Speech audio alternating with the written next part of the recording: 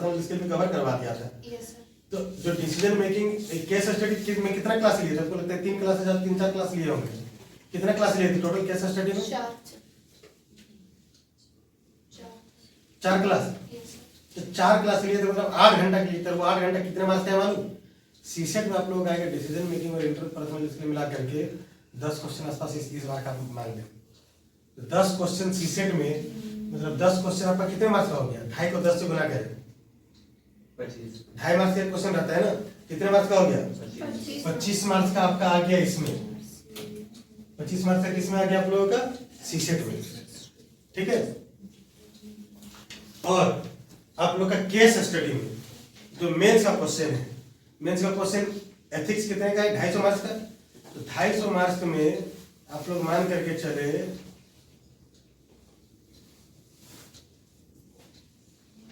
75 marks मान ले। Only direct थोड़ा कम हो सकता है, थोड़ा ज्यादा, जो भी 75 मार्क्स मान करके चले एथिक्स में। 75 मार्क्स एथिक्स में मान करके चले। अब उसके बाद एथिक्स से जो हम केस स्टडी मतलब उससे कुछ बहुत सारा कुछ क्वेश्चन आप लोग का वो थ्योरी वाला आप लोगों से बनने लगे। क्यों? वही थ्योरी का तो प्रैक्टिकल इधर है। आप प्रैक्टिकल कर लिए तो थ्योरी वाला बहुत सारा ऑटोमेटिक आप कर लेंगे, उसमें कंटेंट लिख पाएंगे। तो इसमें आप लोग 75 में लिख करके 250 का 50% लिख रहे, कितना हो जाएगा? 125 आप लोग मान लीजिए थ्योरी में। अब ये एसए में, अब ये एथिक्स में, और ये जो मैंने बताया ऐसा कहा है आप लोग का इसमें भी एसए में एक पेपर है, इसमें एसए लिखा था मैंने जीएस में। इसमें एसए कितने मार्क्स का आता है? 250 मार्क्स का। 250 मार्क्स में आप लोग समझ रहे कि 125 आप लोग मान लेंगे ये कवर कर लेगा आप लोग का ऐसे कोई। ऐसे में आप लोग जैसे कंटेंट जैसे अभी सर ये भी क्लास लिए होंगे, हम पीछे बैठे हुए थे उज्जवल सर, तो वो बहुत धर्म और क्या क्या जैसे बीच में मतलब जो एथिक्स का जो केस स्टडी है उसी से रिलेटेड कंटेंट उसमें होगा ऐसे के अंदर। समझ आ रहा है? अब वो चीजें आपको पता है तो आप कनेक्ट करके आप लिख ले सकते हैं उसमें जो क्वेश्चन होंगे। तो आप लोग का इसमें मान लिया 125। अब उसके बाद आप लोग आ रहे हैं इंटरव्यू कितने का होता है? 275 मार्क्स का। तो 275 मार्क्स में अब मान करके चले, अब इंटरव्यू में आप लोग का नॉलेज का टेस्ट नहीं होता है, ये ध्यान रखना। नॉलेज का टेस्ट वो ऑलरेडी प्री और मेंस में कर चुका होता है। इंटरव्यू आप लोगों का व्यक्तित्व का टेस्ट होता है, व्यक्तित्व का टेस्ट होता है। अगर मान लो कंटेंट से आपसे पूछा आपको नहीं आ रहा है तो गलत नहीं बतलाना है, बतला देना है कि आपको नहीं आता है पोलाइटली। समझ आ रहा है? तो उसमें आपका मार्क्स नहीं कटेगा, मार्क्स आपको मिलेगा। तो अब देखें मतलब तो वो ये देखता है कि आपको मालूम नहीं आ रहा है फिर भी आप आंसर दे रहे हैं क्या, तो समझ जाएगा कि आप ऑफिसर बनने के बाद आप क्या करेंगे। बहुत सारे डिसीजन आप गलत लेंगे, उसको पता चल जाएगा। जो चीज आपको नहीं आ रहा होगा, जिस चीज का स्पेशलिस्ट नहीं होंगे और कोई स्पेशलिस्ट अवेलेबल रहेगा, फिर भी आप उस चीज में हाथ डाल देंगे और वो चीज को खराब कर देंगे। समझ आ रहा है? ये आपके बहुत सारे व्यक्तित्व का वो डिफरेंट क्वेश्चन के जरिए चेक करेगा। ये इसमें ये इंटरव्यू में मान ले 275 में 175 आप लोग इसी को मान ले। बात बाकी इसमें सिचुएशन बेस्ड क्वेश्चन के अलावा और क्या रहेगा? आपका बैकग्राउंड से क्वेश्चन पूछेगा। आपका ईयर बैक है तो उससे पूछेगा, आपका बायोलॉजी बैकग्राउंड है तो उससे पूछेगा, मैथ बैकग्राउंड है तो उससे पूछेगा, हिस्ट्री बैकग्राउंड है तो उससे पूछेगा। तो और भी जैसे लाइफ में आपका जो उतार चढ़ाव है, जो भी चीजें बायोडाटा से रिफ्लेक्ट होगा उससे पूछेगा। आप मान लो बायोडाटा से उसको पता चलेगा उस एरिया से बिलोंग करते हो तो उस एरिया में कुछ खास होगा तो उससे पूछेगा। जो भी चीजें मतलब आपका बैकग्राउंड पर आधारित एक होता है बैकग्राउंड। लेकिन आपके डिसीजन मेकिंग स्ट्रॉन्ग है तो आपका बैकग्राउंड जो पूछेगा तो उसमें भी आप मतलब अच्छा आंसर दे पाएंगे। जैसे मान लो आप सपोज आप मुस्लिम हैं, अब वो ऐसा शो करेगा कि आपके साथ मतलब शोषण हो रहा है, किसके द्वारा? हिंदू के द्वारा। वो ऐसा शो करेगा डिफरेंट एग्जाम्पल के जरिए, और वो ये टेस्ट करने की कोशिश करेगा कि आपके अंदर हिंदू के लिए मतलब नफरत है या नहीं। अब वो डिफरेंट वैसा चीजें शो करेगा जिससे कि अधिकांश मुस्लिम एक्सप्लॉइट फील करता है और उसमें देखेगा कि आपका रिएक्शन क्या है। तो अगर आप केस स्टडी मेरा नहीं किए होंगे तब आप वैसा आंसर दे देंगे जिससे में ये रिफ्लेक्ट होगा कि आपको हिंदू से नफरत है, तो वो फिर आपको खराब मार्क्स देगा। क्यों? क्योंकि आप डीएम बनने जा रहे हैं या आईपीएस बनने जा रहे हैं तो सिर्फ आप मुस्लिम को सर्व करने नहीं जा रहे, मतलब ऑल रिलीजन को आप सर्व करने जा रहे हैं। अब सारा रिलीजन का व्यक्ति का आप सर्वेंट बनने जा रहे हैं, तो आप बढ़िया सर्वेंट है या नहीं, वो ये टेस्ट करता है। अब सेम उसी तरह हिंदू के कंटेक्स्ट में टेस्ट करेगा, तो उसी के कंटेक्स्ट में आपके अंदर कास्टिज्म है या नहीं, ये भी वो टेस्ट कर लेगा। ध्यान रखना। वो क्या करेगा, सपोज आप मान लो बैकवर्ड या शेड्यूल कास्ट या शेड्यूल ट्राइब से आप बिलोंग करते हैं, तब वो उसमें ऐसा ऐसा क्वेश्चन लागेगा जिसमें बहुत सारा कहीं ना कहीं कुछ चीजों को लेकर के एक्सप्लॉइट फील कर चुका होता है। अब वो उन चीजों को छेड़ते हुए आपसे क्वेश्चन पूछेगा और वो देखेगा कि आपके अंदर अपर क्लास के लिए फ्रस्ट्रेशन तो नहीं है, मतलब अंदर नफरत तो नहीं है। उसको अगर दिख जाएगा कि आपके अंदर नफरत है तब फिर आपको खाना मार देगा। अब ये सिर्फ लोअर क्लास के लिए लागू नहीं होता, अपर क्लास के लिए भी लागू होता है। क्यों? क्योंकि जब आपको पोस्ट दे रहा है तो सारा कास्ट को सर्व करने के लिए दे रहा है, कोई एक इंडिविजुअल कास्ट के लिए सर्व करने के लिए आपको पोस्ट नहीं मिल रहा है। तो आपके अंदर आपके डिफरेंट व्यक्तित्व को वो कैसे टेस्ट कर लेगा इंटरव्यू के ड्यूरेशन में, आपको पता भी नहीं चलेगा अगर आप मेरा केस स्टडी नहीं किए होंगे। वो आप आंसर देंगे, वो सराहेगा इसलिए ताकि और उत्साह में आप फ्रस्ट्रेशन निकालें, और बाद में आपको फिर मैथ खराब देकर के भेजेगा, आपका सिलेक्शन नहीं होगा। आपको लगेगा मेरा तो सिलेक्शन पक्का है, क्योंकि इंटरव्यूअर बहुत खुश हो रहा था, बहुत आपका उत्साह बढ़ा रहा था, उसको अच्छा फील हो रहा था आपका आंसर से, लेकिन उसको प्रैक्टिकली वो शो कर रहा होगा कि उसको अच्छा फील हो रहा है, ताकि अब आपका ओरिजिनल व्यक्तित्व तो बाहर निकल सके। समझ आ रहा है? तो वो वहां पर आपके बहुत सारे साइकोलॉजी से वो खेलेगा। तो इसलिए और केस स्टडी जो मैंने पढ़ाया था, अगर पढ़े होंगे आपको समझ आ जाएगा कि भाई आपको चूंकि हम डायरेक्ट ट्रिक बतला दिए कि आउटकम क्या, मैंने बतला दिया है। अब उस आउटकम के लिए क्या आंसर तैयार करना है ये मैंने सिखला दिया आप लोग। तो जैसे ही क्वेश्चन उस तरह का पूछेगा आपको तुरंत समझ आ जाएगा कि आपके अंदर का आपका किस व्यक्तित्व को टेस्ट करना चाहता है, और आपको कौन सा व्यक्तित्व रिफ्लेक्ट करना है अपना, ये भी मैंने सिखलाया केस स्टडी में। अब उस व्यक्तित्व को रिफ्लेक्ट करने के लिए क्या कंटेंट देना है, वो कंटेंट कैसे तैयार करना है, ये भी मैंने बताया था केस स्टडी में। क्योंकि हम स्टेप बाय बताए तो ऑब्जेक्टिव से सब्जेक्टिव क्यों रिमूव किए थे उसमें, इसलिए ताकि सारा आप लोग का अदर चीजें भी कवर हो जाए। तो 275 175 मान लीजिए इतना। तो केस स्टडी जो मैंने 4 दिन का क्लास लिया था, तो 4 दिन में आपका कितना मार्क्स कवर हो रहा है आप लोग देखिए। 5 5 10 5 19 25 की 0 में 2 2 2 4 2 6 2 8 8 7 मिनट 5 7 में 1 1 2 1 दिन 4 450 मार्क्स का आपका 4 दिन का क्लास में आपका तैयार हो रहा है, 450 मार्क्स का। अब देखें तो आप लोग क्या कि एक टॉपिक कहीं ना कहीं अगर कोई ना कोई टॉपिक से कनेक्टेड होता है, तो इसलिए आप लोगों को सारा टॉपिक एक चढ़क से करना है। क्योंकि एक टॉपिक मजबूत हो गया तो दूसरा टॉपिक मजबूत होने में ज्यादा दिक्कत नहीं होगा। जैसे अभी मान लो कि पहली बार यूपीएससी की तैयारी करने आ रहा है, साइंस बैकग्राउंड का या कुछ और बैकग्राउंड का, जीएस का उतना अधिक नॉलेज नहीं है, नया जीएस पढ़ने के लिए स्टार्ट कर रहा है इसमें से, तो कोई टीचर पढ़ाएगा तो वैसा विद्यार्थी जो पहले से जीएस पढ़ चुका है, बहुत सारा सेक्शन का नॉलेज है, तो वो टीचर के कंटेंट को ज्यादा तेजी से स्केच करेगा। लेकिन जो फर्स्ट टाइम पढ़ रहा है वो आसानी से स्केच नहीं कर पाएगा, कि बहुत सारा टर्म ऐसा यूज करेगा, वो टर्म क्या है जो पहली बार तैयारी कर रहा है उसको पता ही नहीं चल पाएगा। जैसे आप लोगों का बाजीराव जो इंस्टीट्यूट हो जाता है वो किसके लिए बढ़िया हो जाता है, जो एक बार पढ़ चुका है उसके लिए। फ्रेशर्स के लिए बाजीराव बढ़िया नहीं है, ध्यान रखना, फ्रेशर्स के लिए बाजीराव बढ़िया नहीं। क्यों? क्योंकि बाजीराव में आप लोगों का हाई लेवल से स्टार्ट करके हाई लेवल में वो खत्म करेगा। ध्यान रखना, जो फ्रेशर्स जाता है उन लोगों का अधिकांश का पैसा डूब जाता है। 20,000 बच्चा जो बाजीराव में जाता है उसमें 15,000 का पैसा डूबता है, 15,000 फ्रेशर्स रहता है। 5,000 जो रहता है जिसका नॉलेज में ग्रिप रहता है, 5,000 मान लीजिए 5,000 बच्चा का पैसा बचता है, जिसमें 4,000 वैसा रहता है जिसका पहले से बैकग्राउंड होता है, और 1,000 वैसा होता है जिसका IQ EQ बहुत ज्यादा हाई रहता है पहले से। तो फ्रेशर्स भी है तो पढ़ना शुरू करता है, टीचर पढ़ाता है, घर में लगातार इतना पढ़ता है कि सारा चीज सीख जाता है, वो अपने आप घर में पढ़ के बैकग्राउंड अपना तैयार कर लेता है। तो वैसा 5,000 में 1,000 होता है कि फ्रेशर से बैकग्राउंड खुद ही तैयार कर ले रहा है। और 4,000 तो पहले से पढ़ा हुआ है, पहले से पढ़ा हुआ बैठेगा तो कैच करेंगे। अब मूवी देखते हो, आपके जीवन में वो सब घटनाएं घटित हो चुका रहता है, तो मूवी को आप कैच कर ही लेते हो, थोड़ा ना आपको दिक्कत होता है।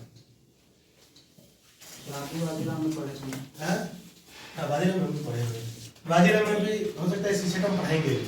रंजन से बात चल रही है, रंजन सर पहले इंटरेस्ट दिखाए थे, तो उस समय क्या था कि मेरा जो कंटेंट था एक तरह से बाइलिंगुअल था। बाइलिंगुअल मतलब जैसे कंटेंट वाइज तो 100% इंग्लिश था, बट कम्युनिकेशन वाइज मेरा 100% इंग्लिश नहीं था। तो इसमें हम जानबूझ करके कदम नहीं रखे, क्योंकि वहाँ का सीसेट क्या है, बहुत कमजोर है। बाजीराम का सीसेट बहुत खराब है, जीएस उसका अच्छा है और ऑप्शनल उसका एवरेज है। जीएस सबसे स्ट्रांग है, ऑप्शनल एवरेज है और सीसेट खराब है। तो हम कदम रखते तो तुरंत वहाँ सेट हो जाते हैं। लेकिन वहाँ से रिलेटेड दिक्कत क्या था कि उस समय लगभग ऐसे 3-4 साल पहले मेरा 100% जो होता है मतलब थ्रू आउट इंग्लिश, वो मुझे निकालने में दिक्कत होता था। तो बहुत सारा इमोशन मेरे अंदर का बाहर निकल ही नहीं पाता था इंग्लिश में। तो इसलिए मुझसे मैं हाथ नहीं डालते, हम सोचते थे कि बाद में फिर मतलब हाथ डालेंगे यहाँ पर। तभी वहाँ पर बाजीराम में पेमेंट भी अच्छा देते हैं। 10,000 वहाँ क्लास लेते थे, एक दिन 50,000 मिलता है। या आप लोग लेते हैं 10,000 रुपये घंटा लेते, 2 बैच में लेते हैं 5 घंटा 50,000 एक मिलता है। तो अब देखें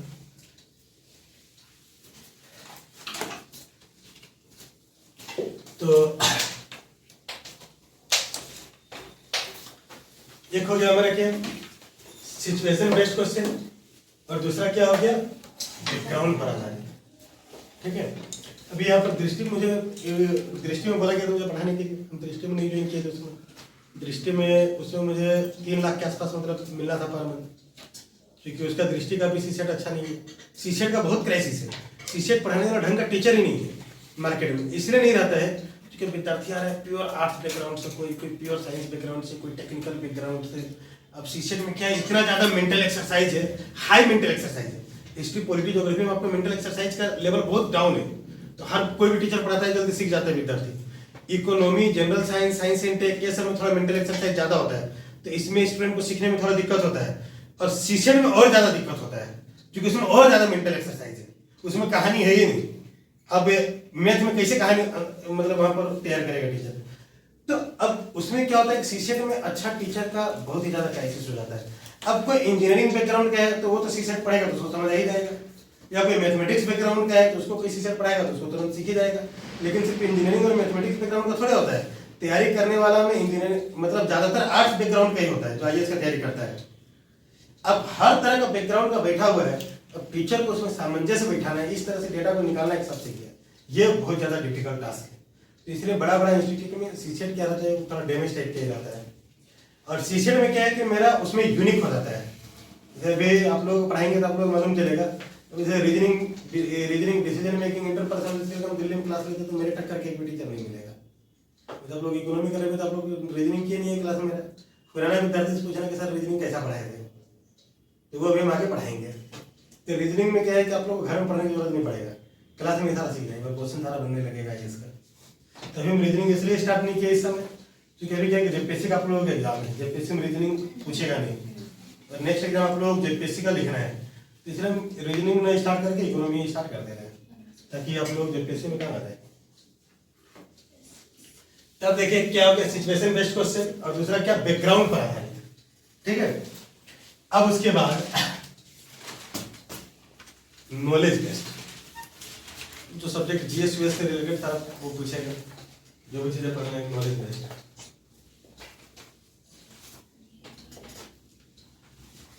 अब आपको मान लीजिए केस स्टडी आपका तैयार है, डिसीजन मेकिंग आपका अच्छा है, ये 2 तो पहले ही अच्छा कर जाओगे। बैकग्राउंड में आपका कितना भी खराब बैकग्राउंड है, उस खराब बैकग्राउंड का सिर्फ नेगेटिव पक्ष नहीं होता है, उसका पॉजिटिव पक्ष भी होता है। अब वो पॉजिटिव पक्ष को आप कैसे डिलीवर कर पाओगे, जब आपका केस स्टडी मजबूत होगा, क्योंकि आपको पता चलेगा क्या आउटपुट निकालने से आपको मार्क्स मिलेगा। ये मैंने केस स्टडी में सिखाया है। और अगर आपका केस स्टडी मजबूत नहीं है, तो आपका अगर बैकग्राउंड में कुछ नेगेटिव है तो उसका पॉजिटिव पक्ष को आप रिप्रेजेंट ही नहीं कर पाओगे इंटरव्यूअर के सामने। अगर आपका ईयर गैप है तो ईयर गैप एक नेगेटिव माना जाता है, लेकिन उस नेगेटिव का भी पॉजिटिव है। अब ईयर गैप को छेड़ेगा ही, वो एक क्वेश्चन लगेगा फिर उसी में दूसरा लगेगा फिर उसी में तीसरा। तो ईयर गैप के पीछे आप अगर लॉजिक सामने वाला के पास अच्छा प्रस्तुत कर देते हैं तो फिर आपको आपके लिए वो ईयर गैप भी वरदान बन जाएगा। समझा रहा, उस ईयर गैप के पीछे का वजह, अब ईयर गैप के पीछे का वजह आप वैसा दे देते हैं जो कि एक आईएएस का व्यक्तित्व में होना चाहिए, तब वो आपको मार्क्स अच्छा लगेगा फुल करके। समझ आ रहा है? तो ईयर गैप का होना मतलब तो वैसे ही हर एक नेगेटिव का, जो भी आपका बैकग्राउंड में नेगेटिव है उसका कुछ न कुछ पॉजिटिव पक्ष होगा, क्योंकि ऐसा कोई सा भी चीज नहीं हो सकता है जिसका सिर्फ और सिर्फ नेगेटिव और पॉजिटिव ना हो, या ऐसा कोई सा भी चीज नहीं हो सकता है जिसका सिर्फ और सिर्फ पॉजिटिव और नेगेटिव पक्ष ना हो। तो वो आपको खेलने आना चाहिए, वो चीज आप केस स्टडी से ही सीखोगे।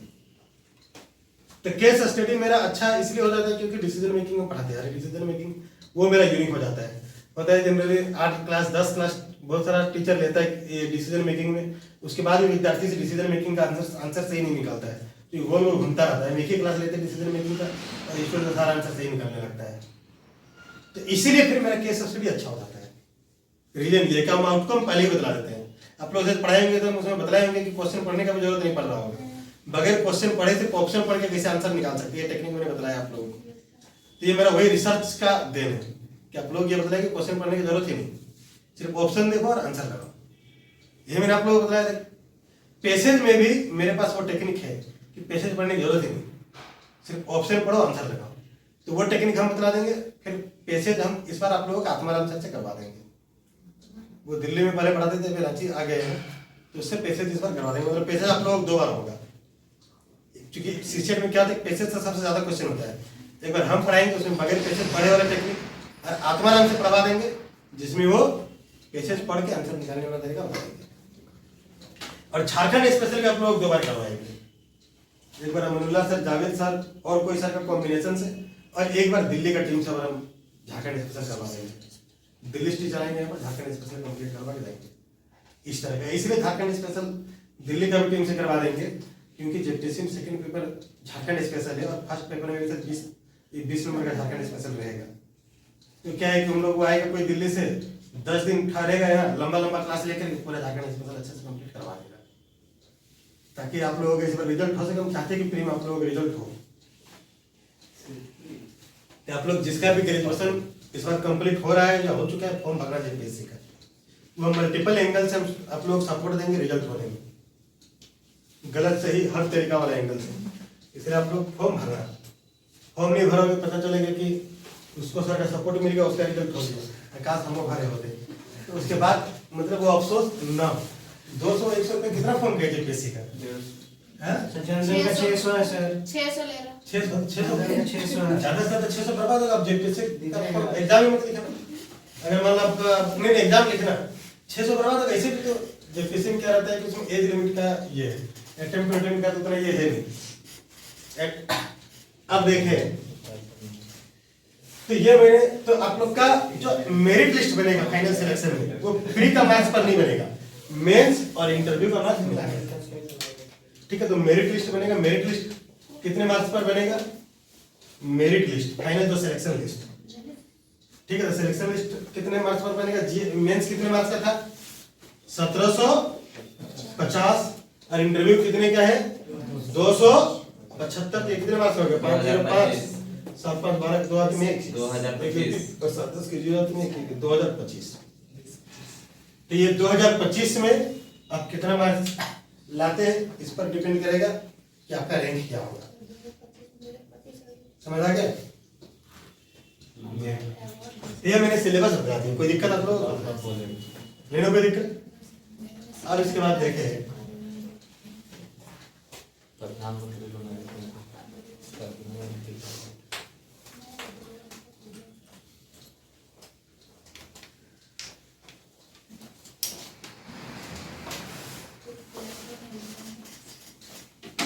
इकोनॉमी में स्ट्रक्चर बना करके समझा करके मैंने छोड़ दिया था, यही ना। तो ये लिखा था मैंने sector of economy, sector of economy. इसमें मैंने on the basis of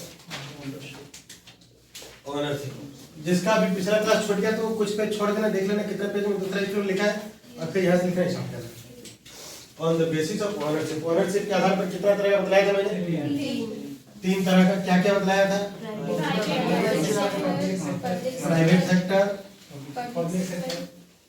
private sector, public sector and joint sector. Private sector, public sector and joint sector, ये तीन बताया था। अब दूसरा क्या बताया था? On the basis of activity, on the basis of economic activity. Economic activity के आधार पर कितना तरह का बताया था मैंने? तीन तरह का। प्राइमरी सेक्टर, सेकेंडरी सेक्टर,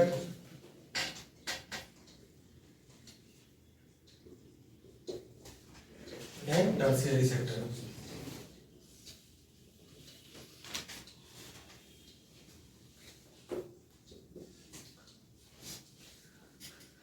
अब उसके थर्ड क्या बताया था मैंने?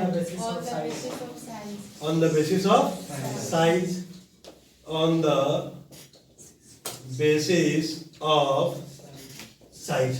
साइज के आधार पर कितना प्रकार बताया था मैंने? दो प्रकार, micro economy, micro economy and macro economy, ये बताया था ना। इसका ये सारा टर्म भी मैंने समझा दिया था आप लोगों को। अब इसमें कोडेड फॉर्म में कंटेंट लिख दे रहे हैं, तो आप लोग लिख लें, मतलब ग्राफिकल फॉर्म में कंटेंट को लिख दे रहे हैं।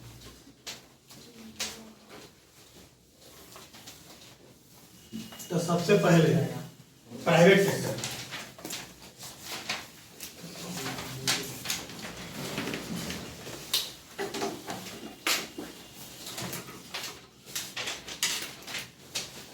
प्राइवेट सेक्टर,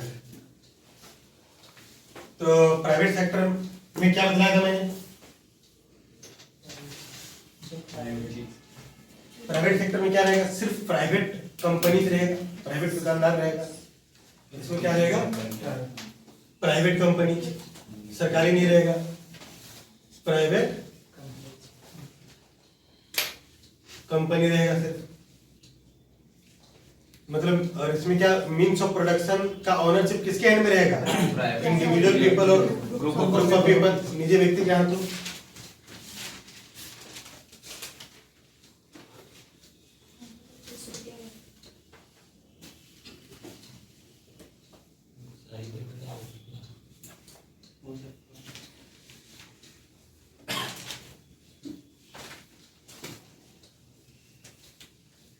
इंडिविजुअल ओनरशिप, इसको कोडेड फॉर्म इंडिविजुअल ओनरशिप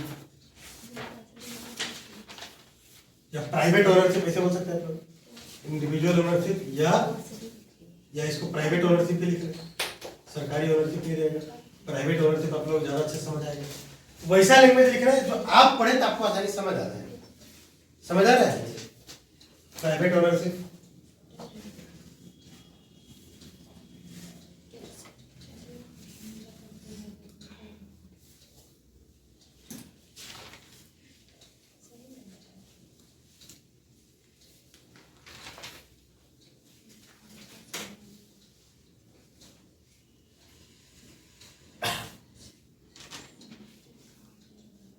अच्छा। अब एक चीज ध्यान रखना, कोई सा भी अर्थव्यवस्था में कुछ भी होता है तो उसके पीछे का उद्देश्य क्या होता है? लाभ, प्रॉफिट, इंटरेस्ट। किसका? खुद का। आप लोग यहां हो तो इसके पीछे क्या है? आपका अपना इंटरेस्ट। आप जो चाहते हो वो यहाँ मिल रहा है, इसलिए यहाँ हम यहाँ है आप लोग के साथ। इसके पीछे क्या है? मेरा इंटरेस्ट कहाँ से फुलफिल हो रहा है? आप लोग से फुलफिल हो रहा है, इसलिए आप लोग साथ हैं। तो यहाँ पर क्या प्रॉफिट मोटिव, यहाँ पर प्राइवेट सेक्टर में ओनरशिप क्या होता है? इंडिविजुअल होता है। तो इसमें किसका इंटरेस्ट का ये इंडिविजुअल ओनरशिप होता है? तो जो ओनर होगा वो क्या चाहेगा? अपना इंटरेस्ट का फुलफिलमेंट चाहेगा, मतलब खुद का फायदा चाहेगा। जो मालिक होगा, मालिक क्या चाहेगा? किसका फायदा चाहेगा? खुद का फायदा चाहेगा। मोटो क्या होगा? Self profit, self profit.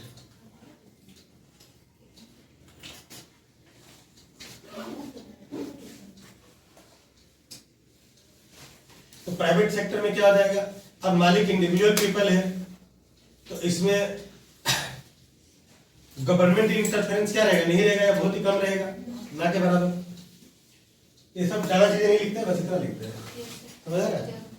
Sir इसमें तो ये हो सकता है ना कि जो प्रोडक्ट्स जो जिसका उत्पादन होगा सर, जो चाहेगा सर वही करेगा प्राइवेट सेक्टर, डिमांड के अकॉर्डिंग, डिमांड उसके बाद जिस चीज का डिमांड ज्यादा रहेगा वो चीजें ज्यादा प्रोड्यूस होगा, और ये सर जरूरत के हिसाब से नहीं, डिमांड के हिसाब से। डिमांड और ये जन कल्याण वाला नहीं होगा सर, जन कल्याण वगैरह नहीं होगा, वो पब्लिक सेक्टर में होगा, क्योंकि वो प्रॉफिट मेकिंग में जाएगा सर। वो इंडिविजुअल मतलब ओनरशिप इंडिविजुअल है। तो जैसे हम संस्थान खोले, तो संस्थान खोलने के पीछे मेरा मोटो क्या है, तो मेरा मोटो तो यहाँ पर हम चाहते हैं कि इधर का लोगों का अच्छा हो।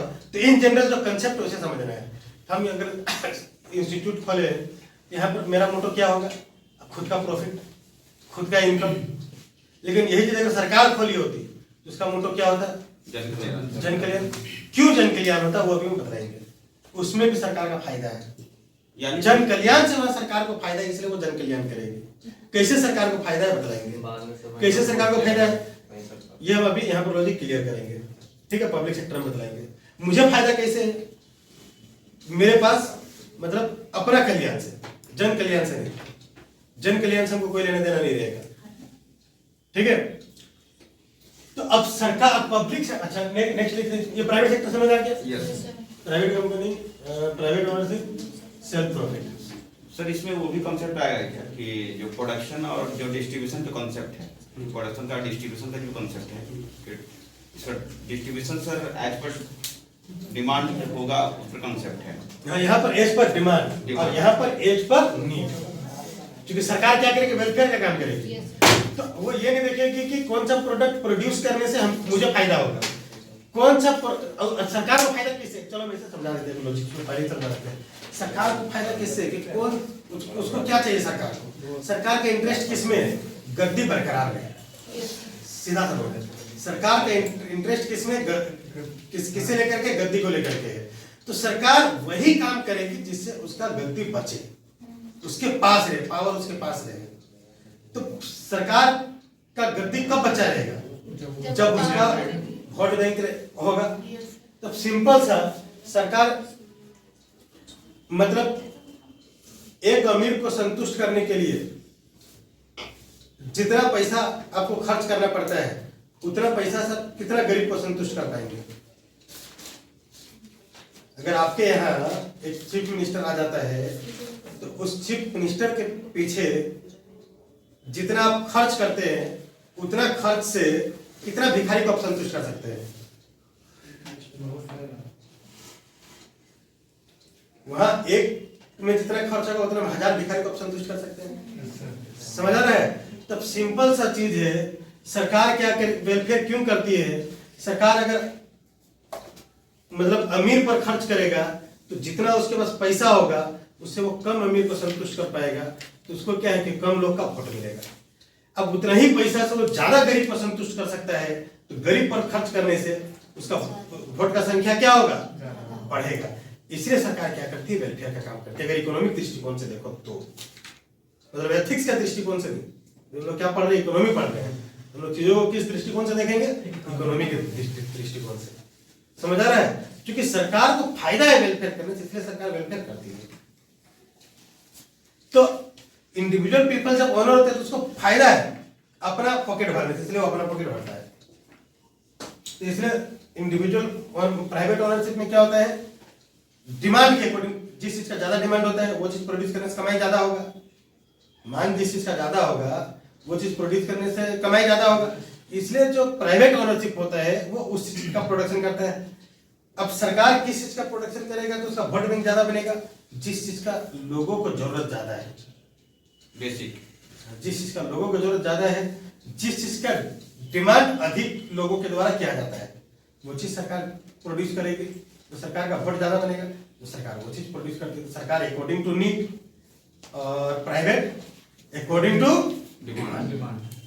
समझ आ रहा है। तो प्राइवेट को अकॉर्डिंग टू डिमांड प्रोड्यूस करने से फायदा होना है, सरकार को अकॉर्डिंग टू नीड प्रोड्यूस करने से फायदा होता है।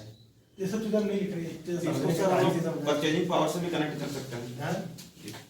क्योंकि जो प्राइवेट कंपनी है परचेजिंग पावर पर ही ज्यादातर फोकस करता है। जो परचेजिंग पावर क्या बताओ? सर जिस परचेजिंग जिसके पेइंग कैपेसिटी ज़्यादा है सर, परचेजिंग का मार्केट डिमांड सर, तो वो जो कैपिटलिस्ट होंगे सर उसको ज़्यादा जरूरत है सर। जैसे सर आपका आईफोन वगैरह हो गया सर, गरीब पे ज़्यादा, लेकिन आपका जो रिच मैन है तो उन लोगों को ज़्यादा जरूरत पड़ता है सर, वही प्रोडक्शन ज़्यादा उत्पादन करता है प्राइवेट कंपनी सर। नहीं, ऐसा नहीं करना है। जैसे प्राइवेट कंपनी में क्या होता है, कोई कंपनी होता है, ठीक है, जो जिसके पास फंड बहुत अधिक होता है, कुछ कंपनी होता है जिसका फंड एवरेज होता है, कुछ कंपनी होता है जिसके पास फंड कम होता है। तो उसके पास जो फंड है, उस फंड का किस तरह से यूटिलाइज करे कि अधिक से अधिक गेन हो, उसके हिसाब से प्रोड्यूस करता है। अब कोई जैसे मान लो गरीब कंपनी, एवरेज कंपनी, तो वो आईफोन का प्रोडक्शन नहीं कर पाएगा, तो इसीलिए हम लोग वो चीज़ उन चीज़ों को नहीं लिखेंगे, वैसे कनेक्ट करके नहीं लिखेंगे, समझ आ गया? तो हम लोग उस चीज़ को क्या लिखेंगे, इसी तरह से एक मतलब जिस चीज़ का डिमांड अधिक होगा। अब डिमांड अधिक, जैसे मान लो आईफोन का डिमांड ही नहीं होगा तो कंपनी उतना पैसा लगाएगी ही नहीं, वो उतना पैसा फंसाएगी तो सोचेगा कि इतना पैसा हम क्यों फंसाएंगे। जब ज़्यादा फंसाएगा तब जब उससे बहुत ज़्यादा पैसा आएगा। परचेजिंग पावर तो सर आया ना सर, जहाँ डिमांड हो परचेजिंग पावर होगा तभी तो सर डिमांड है। परचेजिंग पावर आपका जैसे क्या होता है, परचेजिंग पावर होता है कि जैसे मान लो कोई सामान का प्राइस कम हो गया तो लोगों का परचेजिंग, जैसे ये चीज़ आज 10 रुपये में बिक रहा है, कल को ये चीज़ 2 रुपये में बिकने लगेगा, तो आज कोई 1 पेन खरीद पाता तो कल को 5 पेन खरीद पाएगा, तो उसका परचेजिंग पावर बढ़ गया। तो एक डिफरेंट तरह का कंसेप्ट हो गया। या क्या हो जाता है, किसी का पॉकेट में पैसा बढ़ गया तो उसका परचेजिंग पावर बढ़ जाएगा। मान लो ये पेन 10 रुपया का है, पहले उसके पॉकेट में 10 रुपया रहता था तो 1 पेन खरीद पाता था, आज उसके पॉकेट में 50 रुपया रह रहा है तो 5 पेन खरीद पाएगा। तो ये अलग तरह का कंसेप्ट है, उसको यहाँ पर रिलेट नहीं करना है, यहाँ निकालना है। समझ आ गया? तो बस माइंड में इतना ही रखना है, प्राइवेट सेक्टर मतलब प्राइवेट कंपनी, मतलब प्राइवेट कंपनी रहेगा, प्राइवेट ओनरशिप रहेगा, प्राइवेट ओनरशिप और सेल्फ प्रॉफिट इसमें रहेगा, ठीक है। अब नेक्स्ट पब्लिक सेक्टर। तो पब्लिक सेक्टर में क्या आ जाएगा, पब्लिक सेक्टर में ओनरशिप किसके हैंड में रहेगा, government. Ownership in the hand of government, government own company, मतलब कंपनी में ओनरशिप किसका रहेगा, गवर्नमेंट का। इसके एक गवर्नमेंट ओन कंपनी या गवर्नमेंट कंपनी ऐसे लिखो, ऊपर के सिमिलर लिखने से प्राइवेट कंपनी था, इसमें गवर्नमेंट कंपनी, और इसमें क्या था, प्राइवेट ओनरशिप, इसमें क्या होगा, पब्लिक ओनरशिप या government ownership. Government and public दोनों सेम हो जाएगा, गवर्नमेंट ओनरशिप। अब इसमें क्या था, सेल्फ प्रॉफिट, इसमें क्या आ जाएगा, वेलफेयर।